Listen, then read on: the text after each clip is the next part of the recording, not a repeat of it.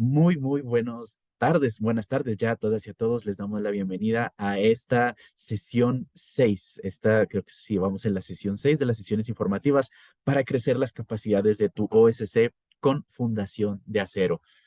La sesión pasada, como les había comentado, intentamos expandir un poquito, extender un poquito el espectro de la información que compartimos a las OSC, integramos algunas capacidades institucionales y ahora queremos integrar capacidades tecnológicas y ustedes nos dirán qué tan útil les es esta información en la encuesta de salida que les daremos al final de la sesión.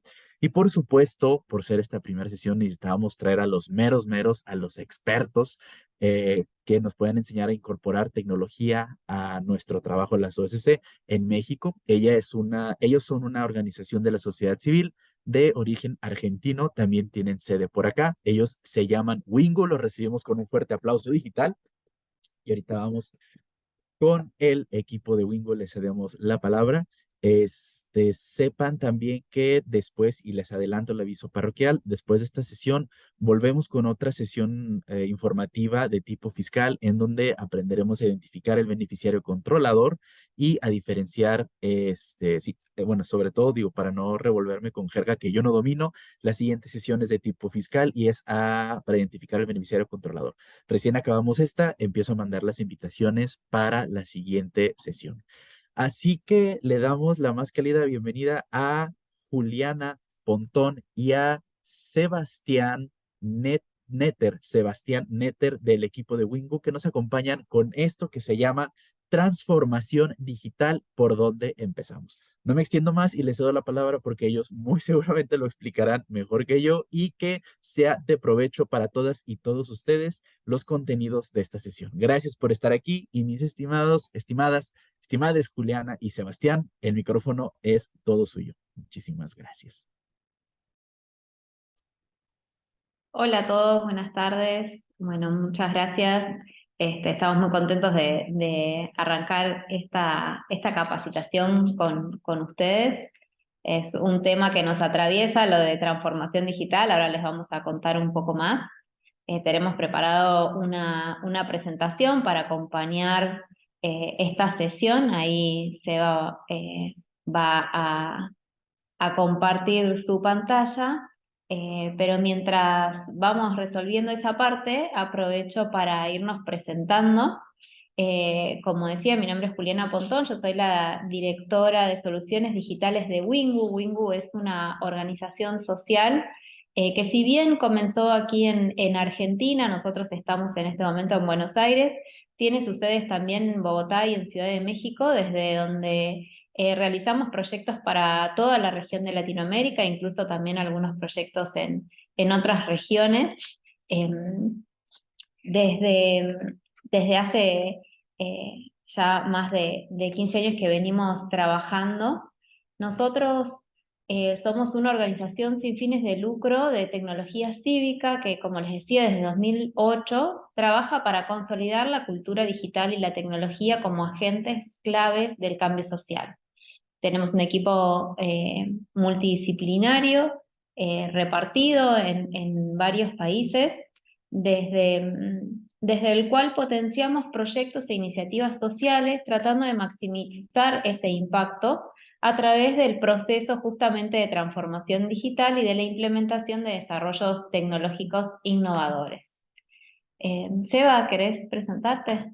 Dale, gracias Juli. Bueno, mi nombre es Sebastián Etter, yo estoy coordinando en Wingo el equipo de tecnología cívica y social, que es un equipo de desarrollo regional y diverso, mediante el cual trabajamos en alianza con otras organizaciones, a veces estados también, o iniciativas que tengan algún proyecto con impacto, y proveemos la tecnología y la metodología obviamente, para co-crear y finalmente desarrollar soluciones que resuelven o intentan resolver problemáticas sociales. Buenísimo. Entonces, arrancamos con esto de transformación digital, ¿no? Y vamos a repasar durante la sesión de hoy varios temas que son la base para hablar de transformación digital. Vamos a hablar de transformación digital, de resiliencia digital, de datos, base de datos, de metodologías ágiles, de producto mínimo, de discovery, todo lo vamos a recorrer durante este tiempo juntos. Y para arrancar con transformación digital, queremos que nos cuenten qué saben ustedes de esto. Y los invitamos con sus celulares que escaneen este código QR que ven en pantalla y les va a saltar una pregunta. Vamos a utilizar Menti, no sé si ya antes lo utilizaron. Menti, aprovecho y les cuento porque lo pueden usar también en sus organizaciones. Menti es una herramienta que permite hacer preguntas, cuestionarios con distintos formatos y presentar los resultados en línea. Entonces ahí, si van escaneando cualquier cosa, si tienen algún inconveniente para hacerlos, nos avisan, pero la idea es que escaneen con sus celulares ese código QR o bien que entren en la página de menti.com, introducen ese código que figura en pantalla y también van a poder ver las preguntas en línea a través de la web. Sí, si alguien tiene algún inconveniente para conectarse con el QR, puede dejarnos también por el chat Sí, sus respuesta. comentarios, sus respuestas. Igual vemos que hay mucha adopción con esta herramienta o con QRs, porque ya tenemos 12 personas que están acá ya en la página. Buenísimo. Entonces, la pregunta que tenemos para ustedes es si alguna vez han tenido que adaptarse a cambios inesperados en su trabajo o bien en su vida personal. Es una pregunta amplia, ¿no? Sí. Pero con la que esperamos que puedan responder eso, ¿no? Si en alguno de estos dos ámbitos han visto esta oportunidad de tener que adaptarse a cambios que han sido inesperados, ahí vemos que ya nos empiezan a decir que sí, bastante. Por ahora todas respuestas bien claras de que evidentemente tuvimos que adaptarnos, ¿no? Algunas personas no saben, otras creen que sí, pero quizás no están seguras. Ninguna por ahora dijo que No le ha jamás pasado. le ha pasado, lo cual tiene mucho sentido, Sí, ¿no? a todos los que tenemos ya unos años, indiscutiblemente en algún momento nos hemos tenido que adaptar a algo inesperado. De hecho, la pandemia que hace poco atravesamos todos fue un cambio inesperado al cual nos tuvimos que adaptar como personas, individuos, como familias, como organización. Entonces, ese es un ejemplo claro de un cambio inesperado al cual como sociedad global tuvimos que adaptarnos. Exacto, y acá vamos a hablar obviamente también de cambios y de adaptación, sobre todo, Exacto. más aplicado obviamente a la tecnología, a lo digital. Y en ese sentido queremos hacerles otra pregunta, ¿no, Juli? Dale. Y en este caso les pedimos que piensen una palabra para transformación digital. Es decir, cuando ustedes escuchan sobre transformación digital, ¿qué es lo primero que les viene a la mente? Eso que enseguida se les dispara cuando leyeron la invitación, ¿no? A esta sesión de transformación digital. ¿Qué es lo primero que se les dispara? Ahí les pedimos que vayan respondiendo. Ahí ya nos pueden responder. Creo que pueden poner hasta dos Dos palabras. palabras. Perfecto. Palabras, lo primero que se nos venga a la cabeza, ahí va. Modernidad, herramientas, Mejorar. Excelente. Uy, vienen más. Inteligencia artificial, internet. Muy bueno. Bien, esto nos sirve un montón para entender un poco el contexto, ¿no?, en el que estamos, también para saber que evidentemente nos están prestando atención del otro lado. Sí. Las más de 20 personas que tenemos conectadas están ahí enganchadas con esta actividad. Bueno, muchos temas que vamos a tocar seguramente el día de hoy.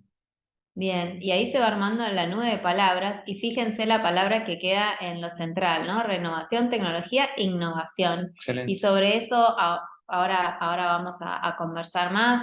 Hablan también de internet, de creatividad, de mejorar aplicaciones, modernidad, adaptación, mejora.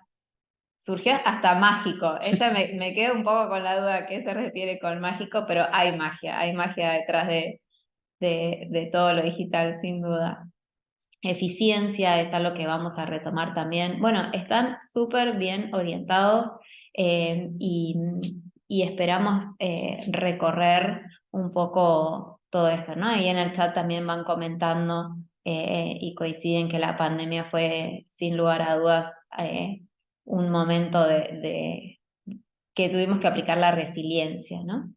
Y, y como decía Seba, nosotros acá, bueno, más allá de lo general, vamos a conversar sobre lo que significa la resiliencia digital, ¿no? Que es esta capacidad de adaptarse frente a cambios, pero lo distintivo es que es haciendo un uso estratégico de recursos tecnológicos, ¿no? De manera oportuna, segura y confiable. Entonces, por eso es tan importante para nosotros hablar de resiliencia digital con las organizaciones sociales, para poder ver cómo podemos las organizaciones sociales usar la tecnología a nuestro favor, incluso frente a cambios de contexto, a veces inesperados, a veces no, incluso cuando estamos buscando nosotros mismos el cambio, ¿no? Como cuando como organización definimos nuevos rumbos o abrir nuevas oportunidades.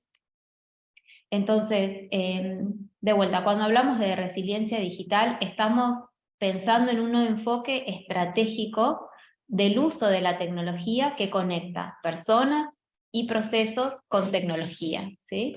¿Qué es esto de ser resiliente? Algunos ejemplos: alfabetizarse digitalmente, mejorar la comunicación y la gestión de nuestras comunicaciones a través de herramientas tecnológicas, y puede ser comunicación interna dentro de las organizaciones sociales, o bien comunicación con nuestros donantes, con nuestros beneficiarios, con otras organizaciones con las que tenemos alianzas, fomentar las acciones colectivas, pensar en plataformas que construyamos para solucionar problemáticas sociales, todo lo que sea el uso de tecnología para solucionar alguna dificultad o adaptarse a algún cambio.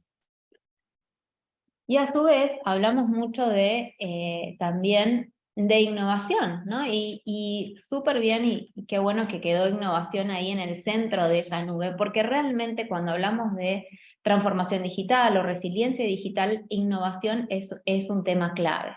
Cuando hablamos de innovación, hablamos de introducir un cambio que trae alguna novedad, o pueden ser varias, ¿no? Es algo nuevo, algo que aplicar nuevas ideas, utilizar nuevos productos, conceptos, diseñar un nuevo servicio, una nueva práctica, un nuevo proceso. Es la manera de transformar esas ideas en nuevos valores.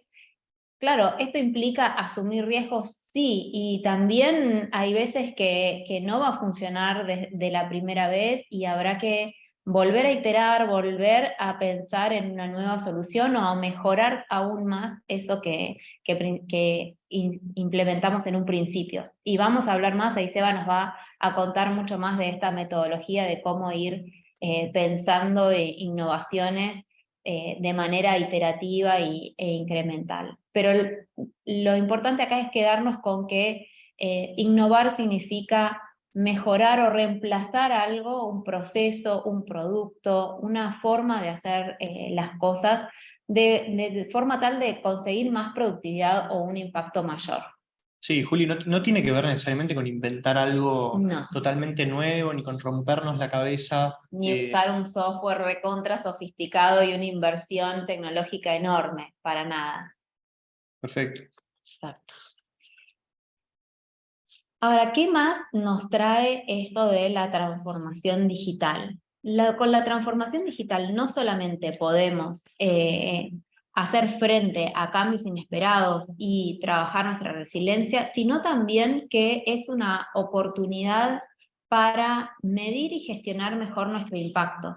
Como organizaciones sociales tenemos muchísimas oportunidades de utilizar los datos que tenemos, convertirlos en conocimiento, y que eso nos impulse a crecer, a tener más claridad sobre la teoría del cambio, a poder generar estrategias y un monitoreo más preciso, a gestionar ese impacto, a evaluar y maximizar la efectividad de nuestras estrategias, identificar las áreas de éxito y de oportunidad en los servicios que brindamos, para poder hacer una mejor asignación de los recursos, proporcionar datos y resultados tangibles que van a fortalecer también la imagen y reputación de la organización y va a permitir atraer más socios y por otro lado también generar incidencia, atraer donantes, grandes donantes. Entonces, hacer uso de todos los datos con los que contamos es una gran oportunidad para mejorar también nuestro impacto. Pero bueno, ¿cómo comenzamos, no? ¿Cómo venimos hasta acá? Ahí en el chat o en las reacciones del Zoom nos pueden ir contando si hay alguna pregunta y demás. Nos pueden ir escribiendo por el chat. Entonces, ¿qué vamos a empezar? Vamos a empezar por lo más básico, que es el dato, ¿no? ¿Y qué es un dato? Entonces, ahí si alguien se anima y quiere ir tirando en el chat qué se les ocurre como definición de dato, que es como el átomo, ¿no? Lo que comienza, la partícula principal para todo esto de la transformación digital. Entonces, los datos son una representación simbólica, puede ser numérica, alfabética, espacial, ¿no? Con las coordenadas de GPS. Es un atributo o una variable que puede ser cuantitativa o cualitativa, y los datos lo que hacen es describir algo, describen un suceso, describen una entidad, describen un hecho, ¿sí? Pero el dato no es más que una simbología. Entonces, por ejemplo, cuando recibimos a alguien y se presenta y dice, bueno, yo soy...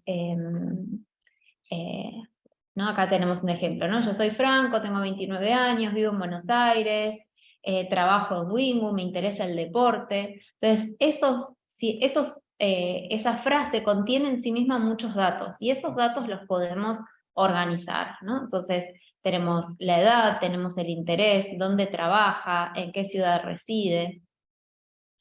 Ahora, cuando tenemos muchos datos, tenemos que empezar a hablar de bases de datos. ¿Y qué es una base de datos? Y acá les ponemos varios porque en algunas oportunidades pensamos que todo es una base de datos y que todo el conjunto de datos es una base de datos, y no es así. Digamos, tener una pila de archivos, y no necesariamente porque sean físicos en papel, pero ahora vamos a ver, pero no constituyen una base de datos. Una lista de contactos en un celular puede llegar a ser un comienzo de base de datos, pero no del todo. Incluso Excel. O sea, que esté en un Excel, que esté tabulado, que tenga filas y columnas, no necesariamente hace que eso realmente responda a una base de datos. ¿Y por qué decimos esto, Leo? Porque una base de datos tiene que cumplir con dos características principales. Y una es que todos los datos pertenecen a un mismo contexto, y además que está almacenado de una manera estructurada. Entonces, los datos deben estar disponibles, limpios, bien formateados, pueden ser datos internos, datos externos. Las organizaciones contamos con datos propios y también utilizamos bases de datos externas, pero para que realmente poder decir que es una base de datos, no es un conjunto de datos, sino son datos que están organizados y estructurados.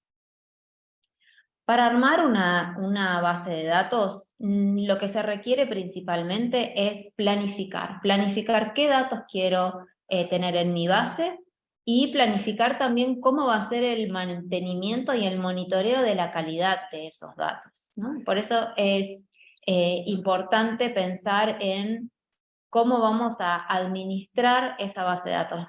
Cuanto más planifiquemos, más vamos a poder ahorrar en tiempo y en costos, y tener una base de datos mucho más productiva y eficiente. Una buena base de datos no tiene colores, ¿no? O sea, esos Excel con muchos colores y muchas cosas y comentarios y demás, lamento informarles, no es una base de datos, porque esos datos en colores, más allá de que sepamos y que visualmente nos ayuden, no está estructurado de forma tal en que otros sistemas puedan hacer consultas y procesar esos datos de la mejor manera. Las bases de datos no tienen operaciones matemáticas, o sea, los Excel con un montón de fórmulas tampoco son una base de datos. Las bases de datos tienen una función específica y única, es decir, tengo una base de donantes y entonces tengo todos mis donantes en esta base, pero no mezclo cosas, ¿no? Y a su vez está documentada de forma tal que nosotros lo podamos entender y que pueda ser utilizado por otros sistemas. ¿Qué podemos hacer con una base de datos en una organización? Un montón de cosas. Como les decía, podemos tomar acciones mucho más informadas, planificar mejor nuestras campañas de comunicación, analizar y segmentar los datos de nuestros contactos, ya sean donantes o beneficiarios, voluntarios, etc. Juli, perdón, ahí nos preguntan en el chat por qué no se recomienda configurar fórmulas. Yo creo que no se puede basar nuestra base de datos en fórmulas. O sea, podemos tener obviamente alguna fórmula, un cálculo.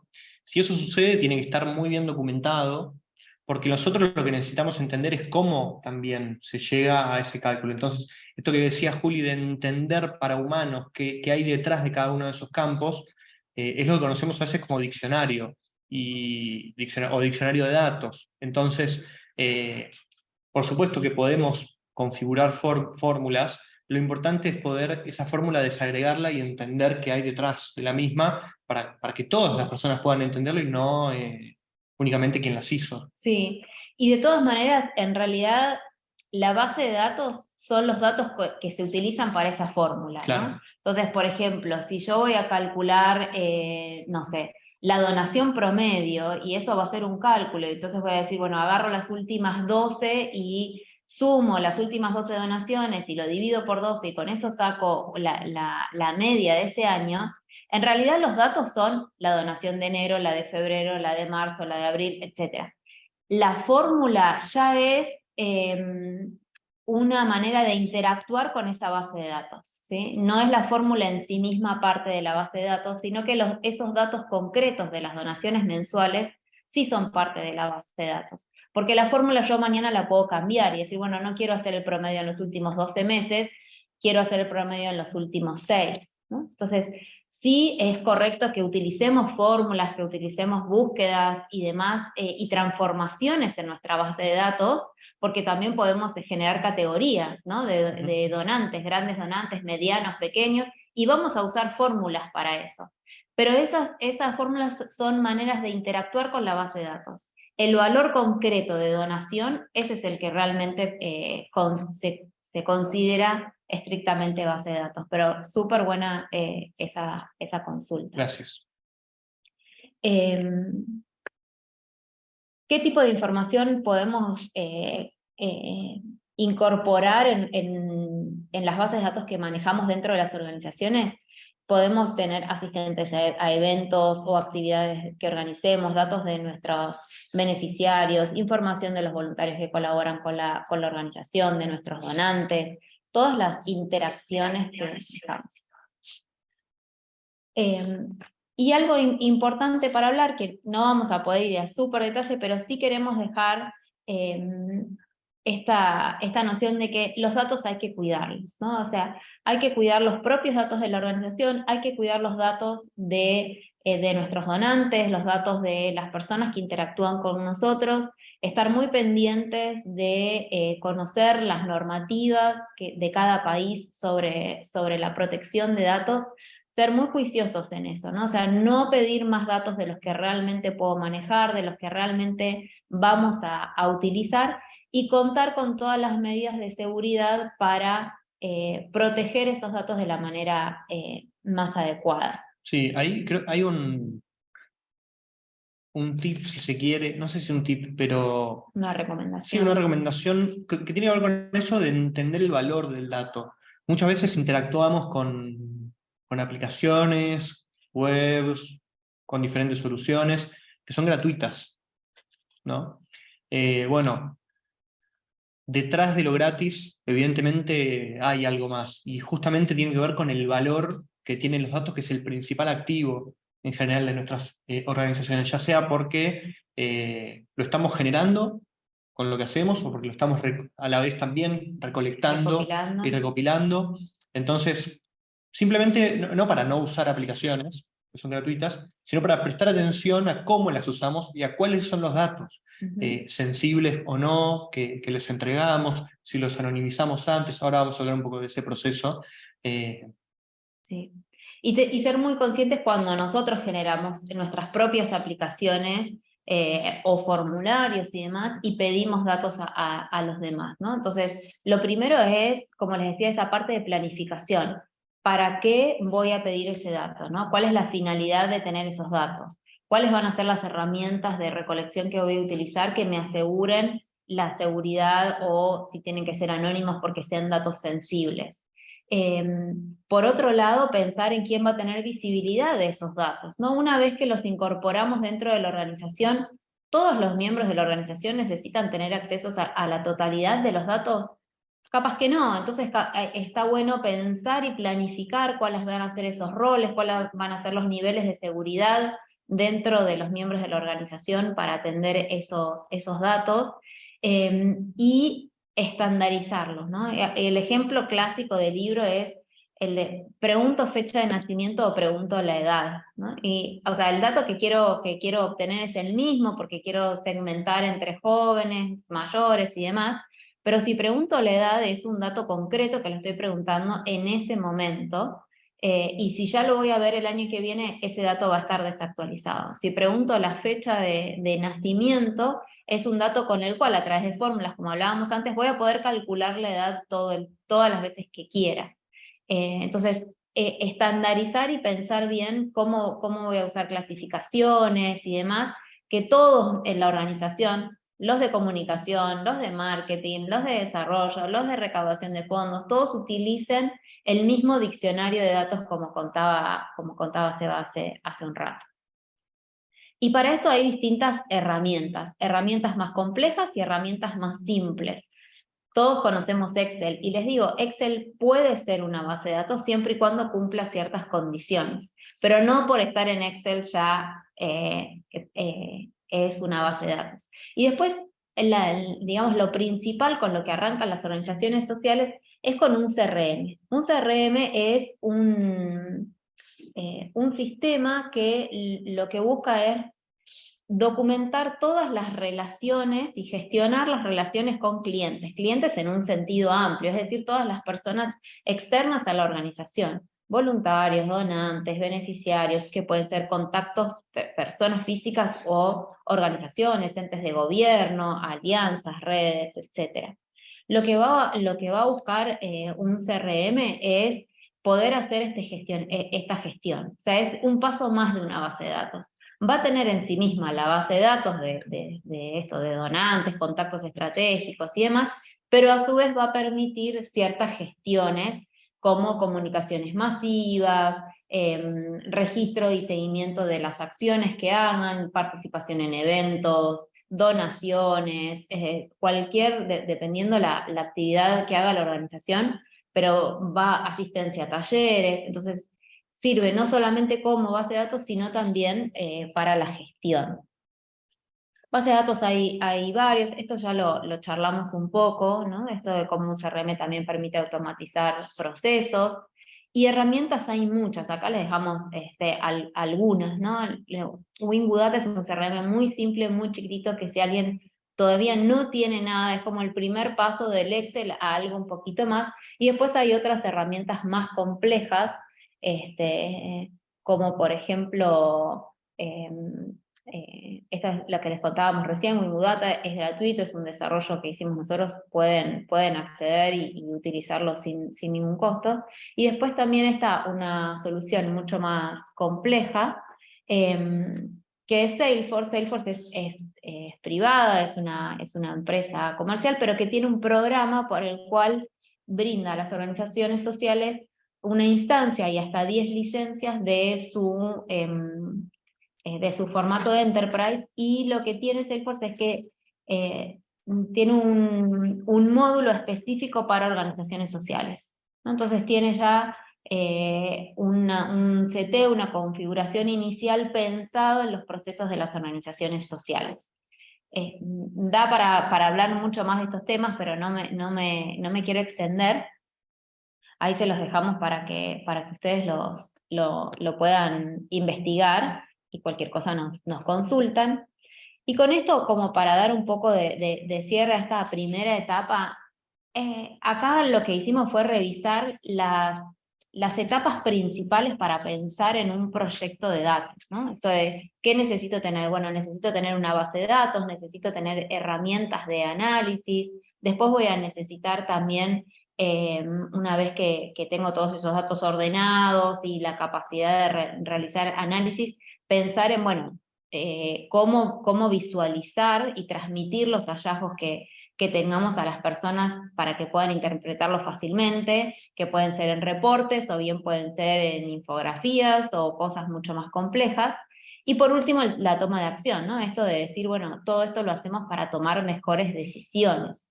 De vuelta, cada uno de estos elementos son un tema en sí mismo y podríamos hacer un taller específico de cada cosa. Queríamos dejarles un pantallazo general de lo que son las herramientas básicas y contarles también sobre la metodología. Porque como volvemos al inicio, cuando hablábamos de transformación digital, hablamos de que esto involucra a las personas, a la tecnología, y por eso charlamos recién de las herramientas, pero también a los procesos. Entonces, ahí Seba nos va a contar un poco más sobre agilidad, que es una metodología que se utiliza en proyectos de tecnología y que creemos que puede ser de muy utilidad si están pensando en continuar su transformación digital con algún proyecto nuevo. Buenísimo. Bueno, también aplica para proyectos de datos, ¿no? Como decía Juli, es una metodología, es un marco de trabajo que vamos a utilizar en tecnología. En algunas ocasiones la idea es empezar a revisar en qué casos conviene aplicar agilidad. Entonces, para hacer un primer abordaje a la materia, la pregunta del por qué yo creo que tiene que ver con que en general no tenemos completo entendimiento de la definición total de lo que queremos hacer, que ya conocemos una partecita o estamos seguros y seguras de que hay una manera de empezar, pero no completa definición.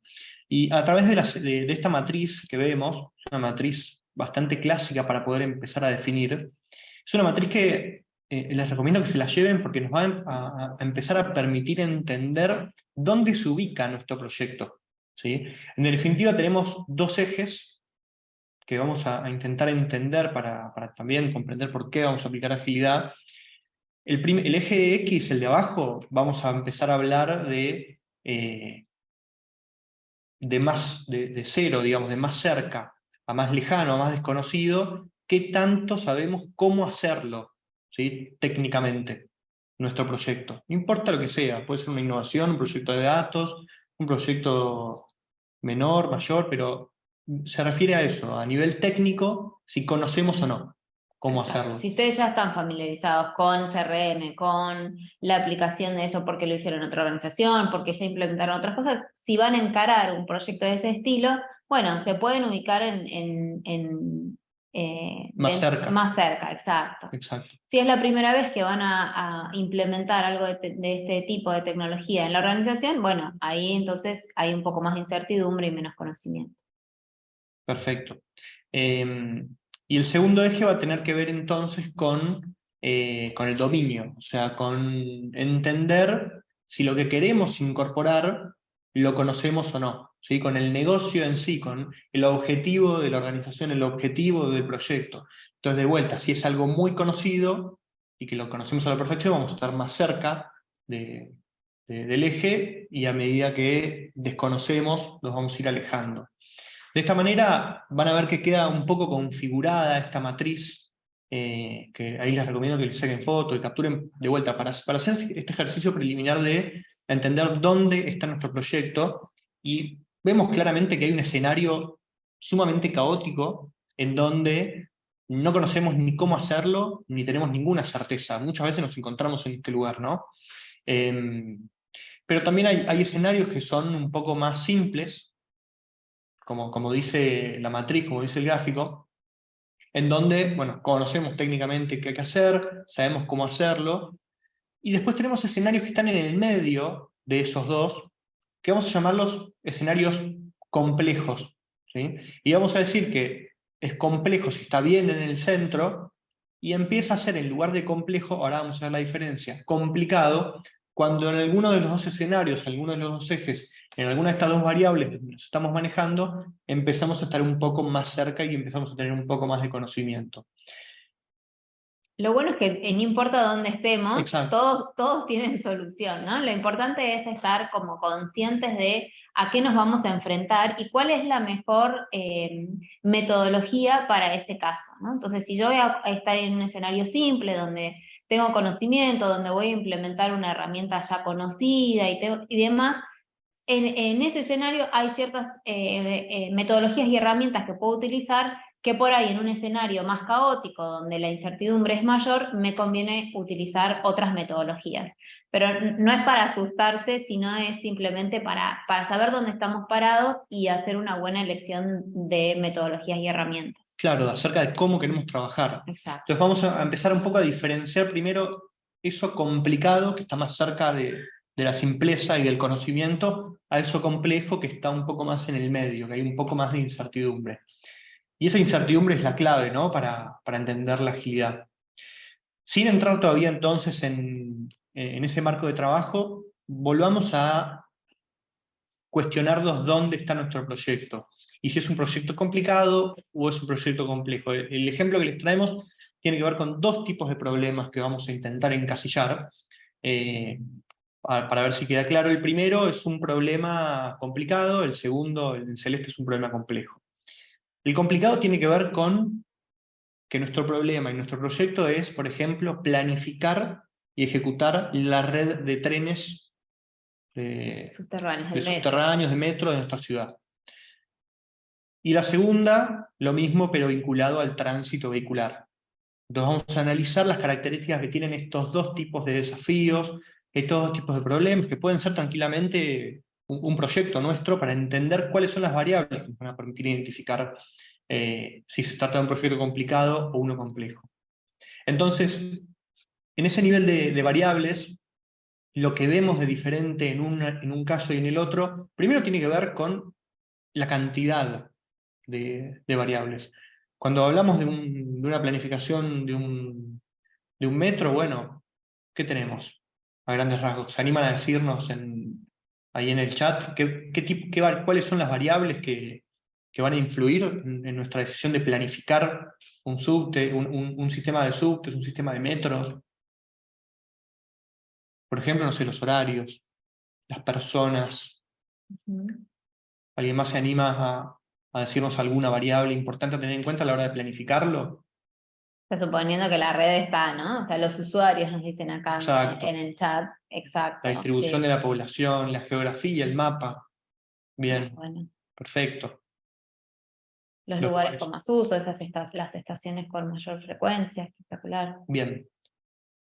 Como ven, son variables que son poquitas, no son tantas. Ya con esto, algo quizá podemos hacer, infraestructura, perfecto. Y son bien legibles, digamos. Pueden adquirir valores como muy determinados. Vamos a ir al otro problema, al otro desafío que teníamos, que era el tránsito vehicular.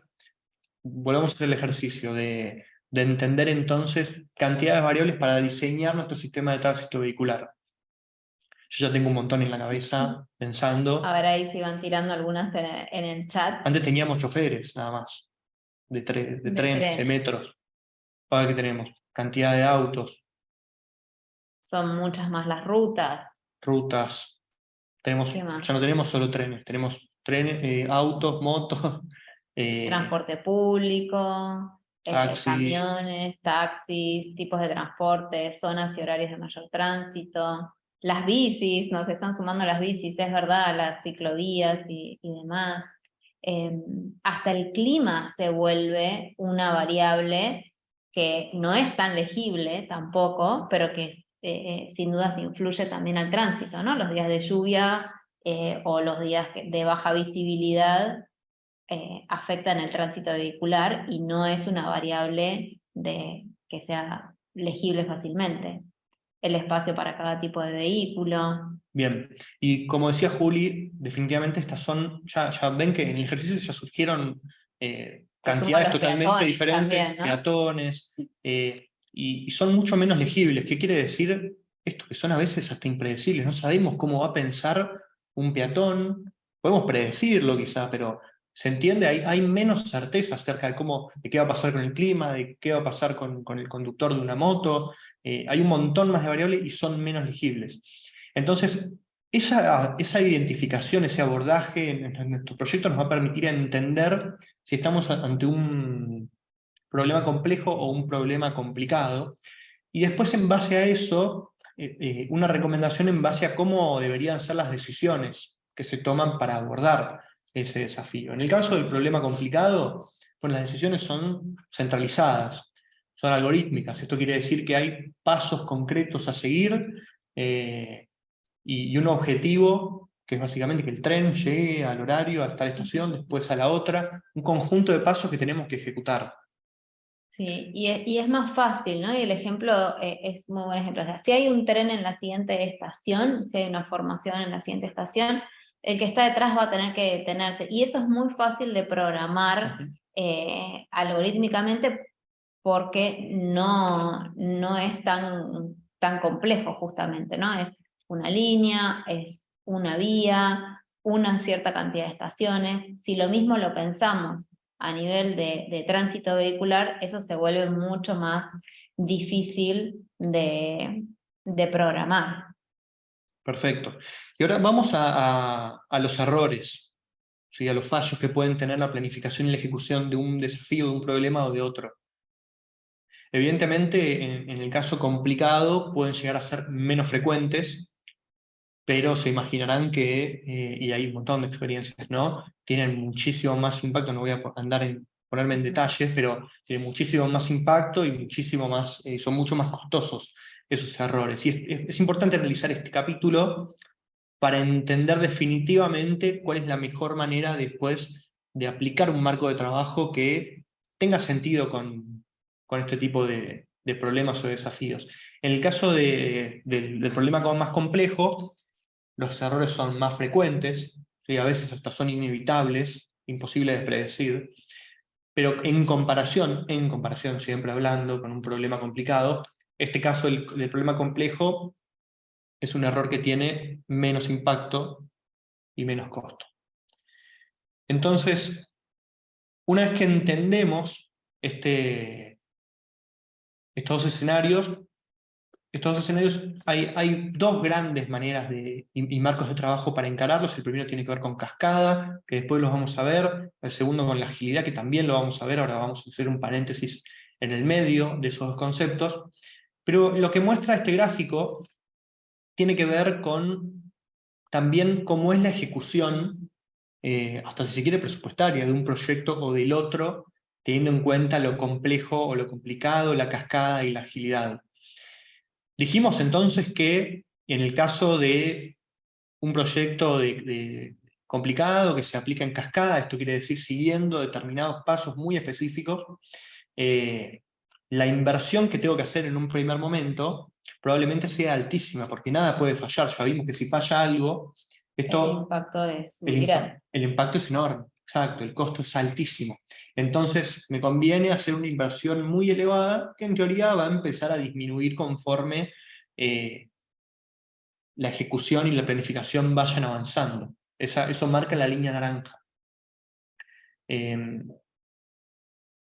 A diferencia de la agilidad como marco de trabajo y también como ejecución, que lo que me va a permitir es ir creciendo en presupuesto, en costos, pero simplemente a medida que el tiempo y la ejecución y el alcance van creciendo. ¿Se ven estos dos escenarios? Perfecto. Bien, perfecto. Vamos a hacer este paréntesis que hablamos antes.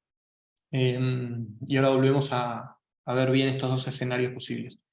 ¿Quién sabe? Bueno, acá está la definición, ¿no? Pero ¿quién alguna vez interactuó con este concepto de producto mínimo viable? Sí, están familiarizados, ¿Están ya familiarizados? lo aplicaron en algunos de sus proyectos. Este realmente es un concepto clave y que nos ayuda también a manejar tanto la complejidad como la lo complejo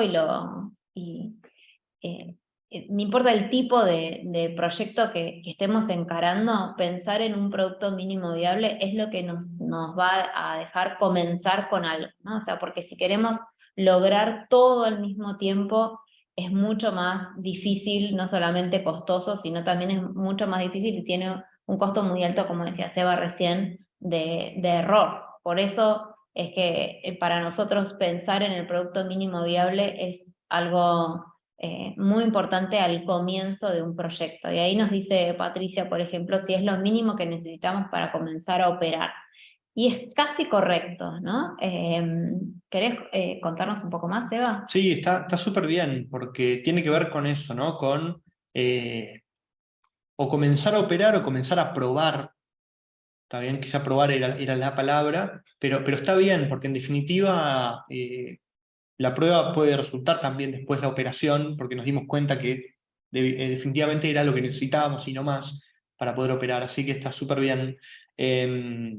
Y ahí tenemos una diferencia muy grande de lo que a grandísimos rasgos, ahora vamos a ver un ejemplo mucho más claro, no es un producto mínimo viable, y lo que sí es un producto mínimo viable, las siglas están en inglés, ¿está bien?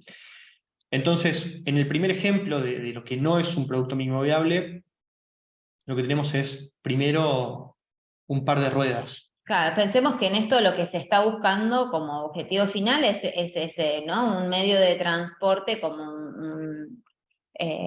un camión, un medio de transporte de carga. Eso es lo que finalmente se quiere lograr. Y son dos enfoques distintos, ¿no? En el primer enfoque empieza con algo en etapas, donde primero hacen las ruedas, después el chasis, después le suman la cabina y finalmente llegan al auto completo. Y en el segundo enfoque, en cambio, se van buscando distintas alternativas. ¿Y qué es lo diferencial entre estos dos enfoques? ¿Quién se anima a decirnos por el chat esa diferencia que pregunta Juli? Y ahí Patricia les dio una pista muy, muy grande con eso, dio en el clavo. Y pensemos en cada una de estas etapas, ¿no? Y cómo podemos hacer con nuestra operación. Exacto, ahí Patricia nos dice, ¿no? En el segundo ejemplo ya puedes usarlo desde que es una bici. Y es exactamente eso, ¿no? Se puede operar desde la primera parte. Por ahí no puedo llevar lo más pesado y si llueve me voy a mojar, pero ya puedo hacer algunos transportes, los voy a poder hacer de las bicis, ¿no? Buenísimo, ahí lo esencial es ir avanzando, aunque sea con algo básico. Nos comentan también el primero, no se puede operar desde la primera parte, exacto, que tengo que pensar en eso, ¿no? Bueno, esto lo voy a acercar en esta primera etapa a un potencial usuario de mi proyecto, de esta idea que tengo. Entonces, ¿qué le voy a acercar? Dos ruedas. ¿Qué voy a poder, piensen esto, qué voy a poder validar si yo le entrego esas dos ruedas? Probablemente nada. En cambio, si le entrego yo la bicicleta, voy a poder decir, bueno, le sirvió, vamos por lo siguiente, vamos por una moto. Le sirvió, vamos por un auto. Y así hasta entender o no si la moto, bueno, ya era suficiente, puede pasar. Y acá se hace referencia a cuando estamos diseñando una solución para nuestros usuarios, ¿no? Entonces, si trabajamos con, no sé, en un ejemplo hace poco estuvimos en un proyecto donde trabajamos con artesanos, ¿no? Y que necesitan comercializar sus productos. Entonces, si vamos por etapas con productos mínimos, donde por ahí no logran hacer toda la comercialización completa, pero empiezan con algo, y lo que vamos es obteniendo de esos usuarios a los que queremos asistir, que nos vayan dando su retroalimentación sobre la usabilidad de lo que vamos entregando, ¿no? Exacto. Bueno, Julia antes habló de la iteración, de lo iterativo y lo incremental. Voy a volver a recurrir a nuestro chat que nos está iluminando. ¿Les parece que este ejemplo, sobre todo el segundo, ¿no? Que vimos que puede ser considerado cada uno por separado un MVP, porque se puede probar, porque se puede operar, o lo puedo validar, tiene un esquema dentro de iterativo e incremental? ¿Sí o no? O sea, estoy incrementando, estoy realizando iteraciones, ¿Sí o no? ¿Cómo lo ven? Sí, nos dice Montserrat. Montserrat. Exacto. Sí, sí, cada una de estas, pasar de la bici a la moto, de la moto al auto, cada uno de ellos es una iteración. Por eso nosotros hablamos de desarrollo de tecnología en base a esta idea de iteración incremental, porque en cada iteración, en cada ciclo, se van sumando cosas nuevas. Con la moto puedo ir a una velocidad mayor que con la bici, con un esfuerzo mucho menor porque no tengo que pedalear. Con el auto tengo una capacidad de carga que no tenía con la moto y además no me mojo si llueve. Entonces, cada vez que voy avanzando, voy sumando más valor al usuario. Exacto. Esa es una parte clave de lo que tiene que ser incremental. Ahora, esto era una pregunta también con, una especie, con un poco de trampa, porque es verdad, esto que estamos diciendo es evidentemente iterativo, es incremental, pero hay algo que no sucede en este ejemplo particular, que sí quizá vamos a buscar con nuestros proyectos, que es reutilizar lo que veníamos trabajando. ¿Sí? Acá, ¿qué componente me serviría para pasar de la bicicleta a la moto? Raro. O sea, evidentemente estoy iterando y estoy incrementando valor, pero se ve esto, no formo esa cadena de la que estamos hablando. En ese sentido, en México hay churros. ¿Se llaman Hay churros? churros, ¿Se llaman churros? y son ¿Sí? muy buenos, los he probado cuando estuve por allá. Sí, sí, sí. Bien, perfecto. Y se llaman churros también, como acá. Sí, sí, ¿Me sí. confirman esto en el chat? A ver, que nos confirmen, pero Yo quiero, yo quiero creo que sí. ejemplificar un poco esto. Capaz tenés que mostrar una foto. Bien. Sí, son dulces, perfecto. Con café o chocolate. Muy bien. Ya nos da hambre para nosotros, aquí ya es la tarde, también les cuento que son casi las 4 de la tarde, es más tarde aquí en Buenos Aires, así Sí, sí, que esto puede llegar a ser contraproducente ver estas imágenes, lo avisamos. Entonces, uno de los ejemplos que se nos ocurren tiene que ver entonces con un churro. Y esta primera iteración de la que hablamos podría ser tranquilamente este churro básico, como vemos en la foto, eh, que es lo primero, exacto, bueno, se le pone azúcar. Bueno, en mi primera iteración yo estoy probando únicamente y me interesa probar a ver si la masa agarró la cocción que tiene que agarrar, si la fritura estaba a punto. Entonces, para validar eso no necesitaba ni ponerle azúcar, simplemente entregarlo así a mi potencial cliente para entender si estaba bien o no. Si yo ya le pongo todo, quizá la retroalimentación que estoy buscando no va a ser la que estoy esperando. Quiero ir de a poco realmente, porque es la primera vez que lo hago.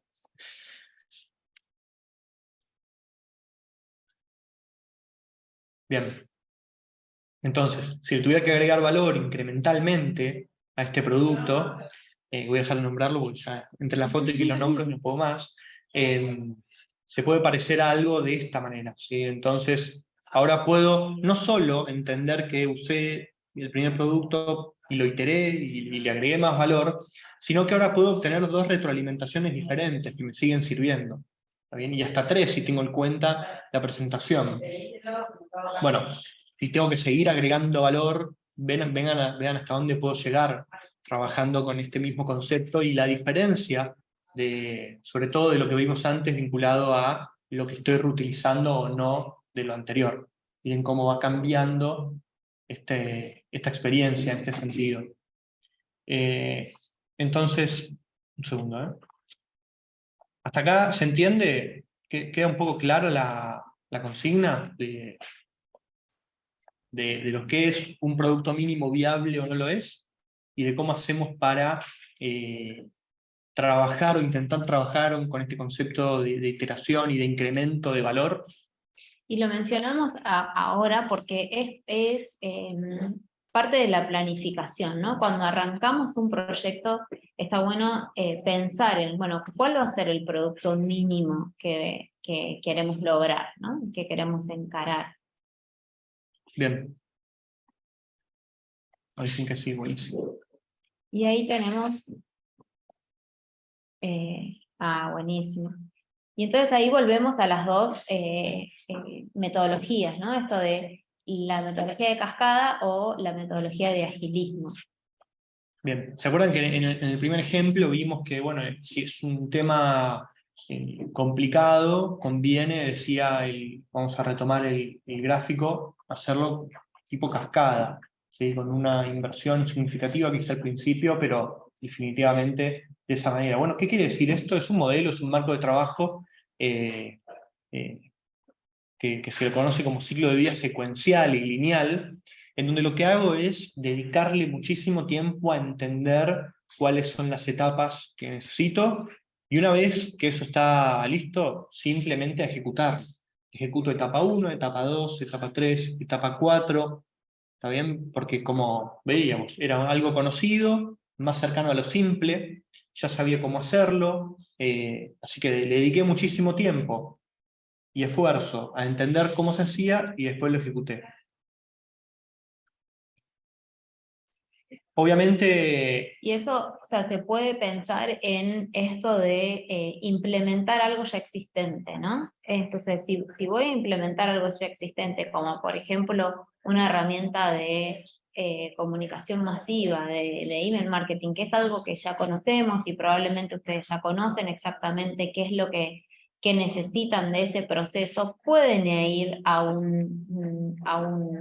una metodología de cascada, donde los requisitos están claros, el diseño se hace fácilmente, ya se conoce la herramienta, entonces se implementa y se empieza a verificar, ¿no? Y después le toca algo de mantenimiento.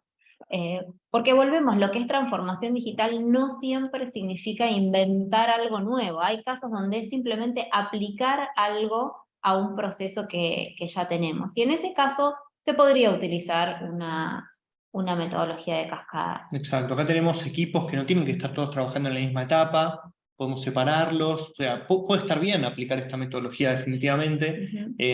Lo que tenemos obviamente acá es poca adaptación quizá a los cambios y un costo alto, muy elevado, si tenemos que revisar porque cometimos algún error o porque cambió algo en el contexto, alguna de las etapas anteriores. Por eso es clave utilizarlo únicamente donde hay muchísimo conocimiento y visibilidad. Y volviendo a la primera matriz que nos mostraba Seba al principio, ¿no? Tengo mucho conocimiento, conozco perfectamente el proceso, conozco la metodología que quiero usar. Bueno, en ese caso lo puedo implementar. Bien, dentro de estas metodologías entonces empezamos a hablar de agilidad en los casos en donde tenemos menos certeza, pero necesitamos comenzar a trabajar, y vamos a trabajar en sprints, ya no en etapas tan marcadas como las que vimos en la cascada. Entonces, una de las características del sprint es que va a involucrar quizá todas las etapas, pero en un mismo ciclo de trabajo. Entonces es algo que voy a intentar hacer con todo el equipo completo, a diferencia del escenario anterior. Para que se entienda bien, lo que voy a hacer entonces ya no es ir etapa 1, etapa 2, etapa 3 y terminar el proyecto, sino que voy a agrupar todo dentro del mismo sprint, este ciclo de trabajo, así se llama en inglés. Voy a involucrar ahí todas las etapas y todos los equipos y voy a ir repitiéndolo a medida que eso termina. Y eso, volviendo a los ejemplos, podría ser el sprint 1 es la bici, el sprint 2 es la moto, el sprint 3 es el auto, o bien el sprint 1 es el churro simple, el sprint 2 es el relleno, el sprint 3 es el relleno y bañado, ¿no? Entonces, en cada uno de esos sprints voy entregando un producto y tiene un valor incremental al del sprint anterior. Y como decía Seba, todas las etapas de un proyecto que tiene que ver con la planificación, la construcción de lo que voy a hacer, el testeo y la revisión, que no lo vimos muy a detalle, pero que son las etapas claves de los proyectos de implementación de tecnología, donde primero voy a planificar y a diseñar qué es lo que quiero implementar, después lo construyo, hago un testeo para ver si eso que construí realmente cumple con lo que me había propuesto, si cumple con la expectativa de quienes van a utilizarlo, y una última etapa de revisión y de ajustes para pasar a la siguiente. Bien, exacto. Y es muy importante en esa definición de lo que quiero meter adentro de ese ciclo de trabajo o de cada uno, es acordar ese alcance. Bueno, en nuestro alcance inicial queremos hacer un churro básico que no tenga nada más que eso. Entonces, miren cómo ya todo el equipo está trabajando en eso y todo el equipo obtiene retroalimentación también. A diferencia del ejemplo anterior, en donde la retroalimentación llegaba recién al final de todo. Acá lo que estamos proponiendo es, ante cada paso y ante cada definición de alcance y determinado tiempo, empezar a retroalimentar. De cada una de estas cosas también podemos profundizar un montón, porque te podemos meternos dentro de este sprint, ver cómo se hace, entrar a detalle acerca de cada alcance, de las ceremonias que implica la realización de esto. Bueno, hay un montón, y acá estamos para cualquier tipo de duda, consulta o para profundizar. Pero en definitiva queríamos contarles eso, ¿no? Cómo hacer para identificar estos dos escenarios, a partir de esos dos escenarios, entender cuál es el mejor marco de trabajo que podemos aplicar para tener éxito, y en el caso de que fracasemos, que haya un error, que ese error esté bien visto, ¿está bien? En este segundo caso del que hablamos, porque quiere decir que aprendí rápido, que es algo que no sucede siempre. Entonces ese aprender rápido me hace adaptarme al contexto muy fácilmente, adaptarme si hay algún cambio en la definición de lo que estoy haciendo también. Y bueno, ahora contarles algunos proyectos que desde Wingo realizamos, volviendo a lo de antes, que les contamos. Y donde aplicamos esto que les Exacto. contábamos recién, ¿no? Porque, como les decíamos, para la transformación digital se pueden dar de distintas formas. O bien que busquen aplicar herramientas existentes para los procesos actuales que tienen, o bien diseñar nuevas soluciones tecnológicas para solucionar alguna problemática social, que son estos los casos que ahora Sebas les va a contar, que fueron construidos llevando esa metodología de pensar en ciclos, de pensar en esos productos mínimos, en retroalimentación con las personas usuarias, donde se llevó toda una parte inicial de planificación y de pensar qué es lo que queremos lograr. Y es para contarles cómo después de todo ese proceso hay un entregable muy claro y donde el valor y el impacto de esa construcción de tecnología pasa por todo esto, y que por más que parece mágico, ¿no? Como decían al principio en esa nube de palabras, realmente detrás de eso hay un proceso, todo es cuestión de seguir ese proceso, y parece magia, pero en realidad hay metodología detrás de eso. Trabajo, exacto. Bien, entonces tenemos, bueno, el primer caso es este que se llama Donde. Este caso es una plataforma abierta que permite encontrar servicios de salud sexual y reproductiva. Se busca el lugar más cercano para acceder a preservativos, a métodos anticonceptivos, información sobre interrupción voluntaria, del embarazo y demás. Y es una plataforma colaborativa que tiene un alcance regional, y lo que permite es que diferentes actores, actrices de la sociedad civil vayan mapeando en su territorio dónde están estos servicios para poder acercarlos a la ciudadanía. Y vinculándolo también con los temas que veíamos recién, detrás de esto hay una base de datos, ¿no? Donde están listados todos estos lugares y estos centros donde se pueden obtener estos servicios. Y lo que se busca es, a través de la estructura de esa base de datos y la disponibilidad de los datos, es generar estas visualizaciones para que de manera mucho más intuitiva y dinámica para las personas usuarias puedan encontrar esos datos.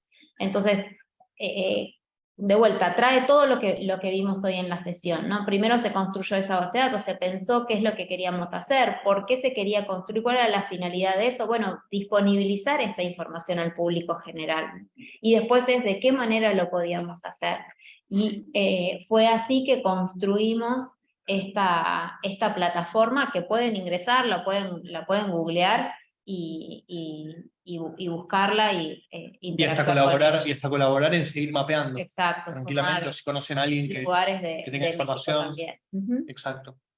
La segunda tiene que ver con una calculadora del cuidado. Esta es una herramienta de concientización, en este caso tiene un alcance nacional, es de Argentina, y permite visibilizar la brecha de tiempo y de cuidados, que es la diferencia entre mujeres y varones La principalmente. brecha de género en Exacto. relación a estas tareas domésticas y de cuidados. Tal cual. Y de vuelta, lo primero que se hizo fue pensar en cuál era ese producto que se estaba buscando, se diseñó este producto mínimo, a partir de ahí se pensaron entonces cuáles eran los datos que se necesitaban. Esta plataforma que de vuelta es abierta, la pueden utilizar, los datos, digamos, están en pesos argentinos, pero sí les sirve como inspiración para nuevas soluciones. La interacción es uno ingresa y le va haciendo preguntas, ¿no? Bueno, ¿cuánto tiempo dedicas al lavado de platos y a tareas de limpieza, a cuidado de los niños y demás?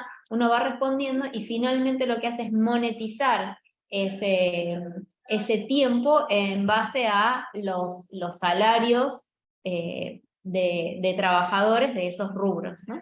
Entonces, detrás también hay una base de datos, hay cálculos, hay análisis de datos, hay visualizaciones pensadas para disponibilizar esta herramienta y esta plataforma. Sí, es un proyecto súper pertinente.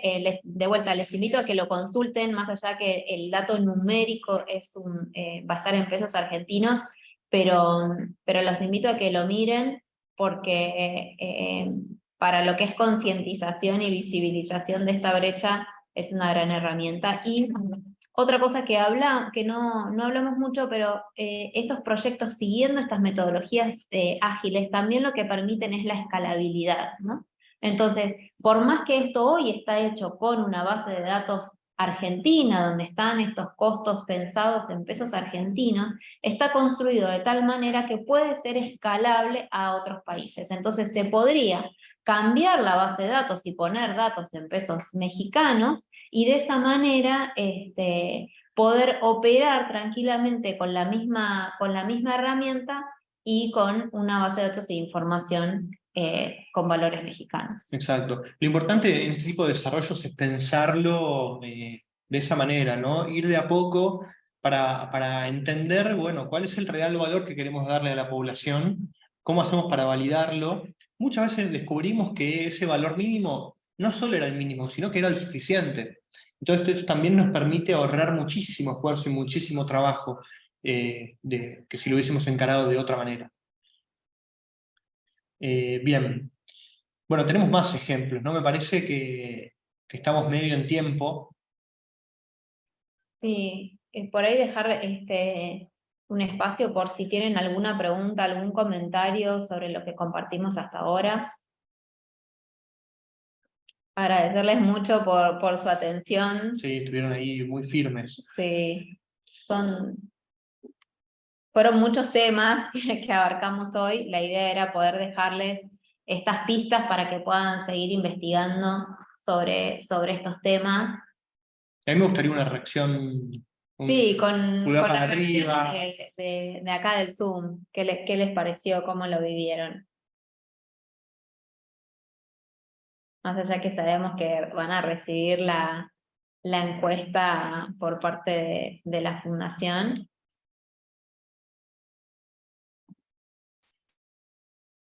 Bueno, gracias. Sí, la verdad que la idea era eso, ¿no? Inspirarlos, animarlos a que apliquen tecnología e innovación en sus organizaciones y brindarles algunos ejemplos que puedan dar esas ideas. Muy bien. Bueno, muchísimas gracias. Un gusto haberlos acompañado en esta sesión. Le cedemos la palabra, ¿no? Sí, porque creo que tiene una comunicación importante. Muchísimas gracias, Juliana. Muchísimas gracias, Sebas. Y sumándome a los agradecimientos, yo por aquí estoy batallando un poquitito con la sesión. Aquí me parece que tengo señal en rojo, así que espero estarme yo escuchando y viendo bien. Justo como decía Juliana y Sebastián, pues esto fue ¿cómo se dice? Un preámbulo grande y muy global acerca de transformación digital.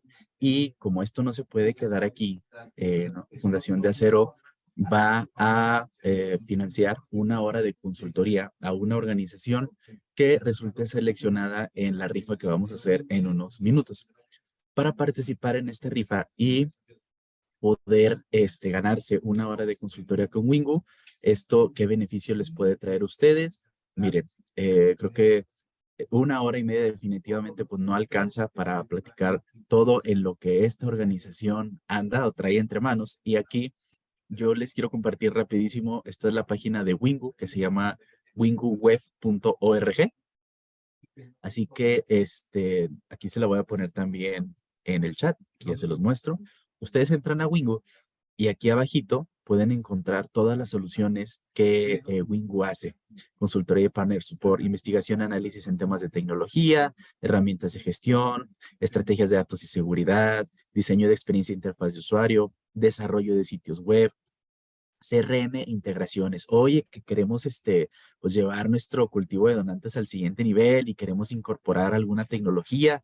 Oye, que queremos hacer una nueva página web. Oye, que tenemos una idea de una aplicación cívica. O sea, cualquier proyecto que ustedes tengan con tecnología y que empaten alguno de estos servicios. Fundación de Cero, a continuación vamos a rifar una hora de consultoría que ustedes pueden tener directamente con Wingu. También les agradezco mucho llenar con toda sinceridad la encuesta de salida que les compartimos por acá. Bueno, dado que con esta encuesta yo voy a sacar los nombres para la gente que vaya a concursar y también si ustedes tienen algún interés particular en conocer algo acerca de estos temas, oye, háblenos más un poco acerca de seguridad, oye, nos gustaría a lo mejor una sesión en donde nos orienten para hacer, renovar nuestra página web o no tenemos una página web, ¿cómo le podemos hacer nosotros que a lo mejor no tenemos área de tecnología o área de comunicación? Y luego ya ven que pues por aquí abunda la gente que nos viene a vender espejitos y luego nos cobran un dineral y nos dan algo que no era lo que buscábamos. Entonces, esta es una excelente oportunidad que pueden tener para acercarse con Wingu y poder tener una consultoría. Así que pongo una vez más el registro porque son las 1:18 a la 1:24 por ahí. Cerramos ya la asistencia, o sea, el registro de la asistencia.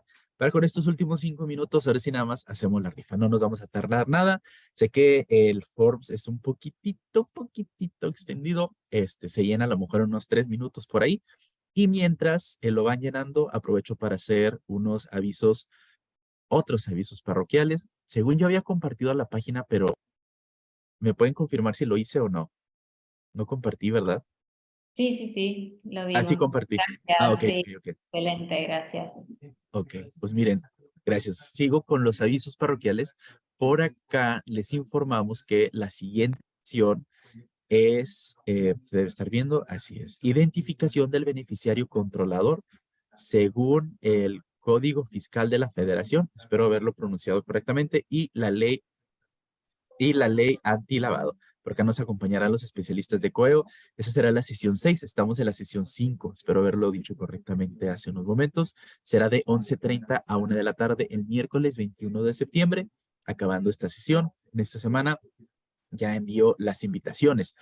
Y también van a poder ver esta grabación colgada en la página fundaciondeacero.org/eventos, en donde está este evento. Dice por acá, prueba para la vida. Nosotros tenemos una página web y la alojamos en una plataforma de Wingu. Pues hicieron una excelente elección. Muchas gracias, dice Mari Carmen Concha. Excelente sesión. Dice también Ixim AC. Gracias, Juliana y Sebastián. Muy útil el contenido. Ojalá tengamos suerte en la rifa. Su asesoría nos vendría excelente. Muy bien. Y ya dicho esto, voy a dar nada más unos tres minutitos para En lo que van llenando, si me permitís, porque bueno, es una asesoría, pero sí contarles que hay mucho material disponible también en nuestra web, no solamente es el catálogo de todos los servicios que brindamos, pero también hay materiales que se pueden descargar y que pueden utilizar, todo sobre tecnología, así que los invitamos también a que visiten esos materiales en nuestra página. Muchas gracias, Juliana. Aquí nada más una aclaración que nos hace Adriana. Si sabes que tiene razón, no es el miércoles 21, es jueves 21. Muchísimas gracias por la observación. Como casi todos les hemos hecho el miércoles, y nada más fui a cambiar el número de la fecha. Gracias, de Flor Zambrano, Esponda Guadalupe. Muy bien. Voy a dar nada más un par de minutitos más para que se llene ese formulario. Estoy viendo aquí que hay varias respuestas y hago el corte por ahí a la 1:23 para bajar el Excel y sacar los nombres. ¿Alguna otra cosa que quería aprovechar para comentarles? Si ustedes también nos acompañaron en, haciendo un poquitito de tiempo y aprovechando que gozo de su atención, si ustedes nos acompañaron también en la sesión de Olas Coaga sobre incluir el enfoque de género en el desarrollo de sus proyectos, por recordarles que lo pueden encontrar en fundación.org, en la pestaña de eventos. Aquí en los eventos, aquí está. No lo pintes rosa, enfoque de género en los proyectos de tu OSC. Aquí, por supuesto, que ya está disponible la grabación de la sesión y los materiales que vimos con Olascuaga. Es la 1:22. Queda un minutito más para ya cerrar el registro y poder hacer la rifa. Para la rifa, yo aquí tengo una ruleta aleatoria.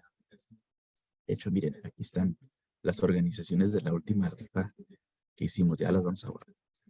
Y estoy esperando nada más a que den la 1:23, por si ahí alguien se tomó un poquitito más de tiempo, porque sigo viendo entradas. Sigo viendo entradas. Así que espérenme, por favor. Solo es un minutito más. Un minutito más. Listo. Es la 1:23. Vamos a cerrar. O sea, van a poder seguir enviando, obviamente, su retroalimentación, pero ya voy a hacer un corte ahorita para sacar los nombres. En este momento estoy sacando los nombres. Espérenme, por favor. Bueno, voy a sacar el nombre de la organización de la sociedad civil, ¿vale? Permítanme. Permítanme. Estamos a 13. Muy bien. Tengo aquí pocos registros, entonces hay más oportunidades para todas y todos, bueno, para todos y todos los registrados. Aquí hay varios de Casa Mi Ángel, pero es válido, es válido. Son varias personas las que nos acompañaron. Son como si tuvieran más boletos para poder estar en la tómbola virtual. Así que voy a copiar los nombres y voy a pegarlos aquí. Es una ruleta chica, así que vamos a darle iniciar y pues ahora sí que gane quien esté destinado a ganar. Espérenme, déjenme, vuelvo a compartir pantalla porque creo que ahorita no la compartí con el sonidito y sí tiene un sonidito. Así que estamos listos y vamos a hacer clic para girar.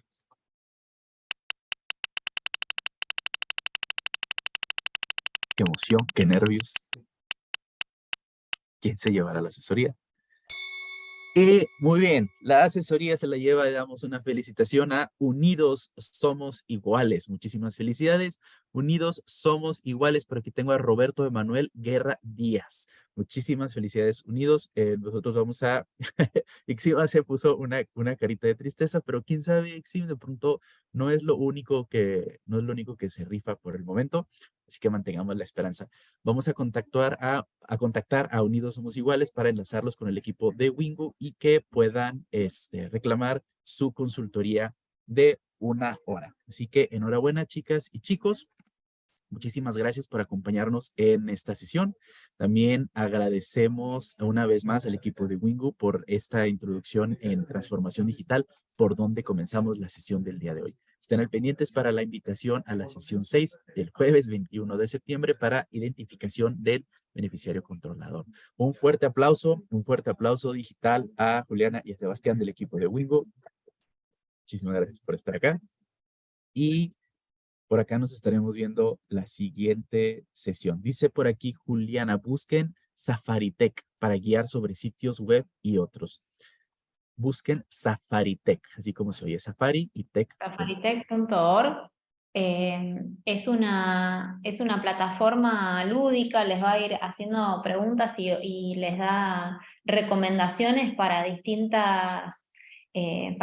ejes de juego. Uno de ellos tiene que ver con comunicación, o sea, otro tiene que ver con bases de datos, que es parte de lo que estuvimos charlando hoy. Entonces les va a preguntar, por ejemplo, ¿tienen sitio web? Si ustedes contestan que sí, entonces les va a hacer más preguntas. Si contestan que no, les va a dar recomendaciones de cómo obtener su primer sitio web. Lo mismo con base de datos, ¿no? Si les va a dar recomendaciones, es gratuito, lo pueden utilizar todos los miembros de su organización que deseen. Los invito, ahí van a tener muchos datos también ahí que estaban pidiendo sobre WordPress y sitios y demás. Hay mucho material disponible para que puedan consultar. Muchísimas gracias, Juliana. Y bueno, creo que se está viendo en pantalla. Este es el sitio safaritech.org. Saben que están en el lugar correcto porque se ve así. Y ahora sí, chicas y chicos, chiques, nos despedimos y nos estaremos viendo hasta la próxima. Que pasen una excelente tarde, parte Fundación de Acero y de Windows. Nos vemos. Vamos a cortar la sesión.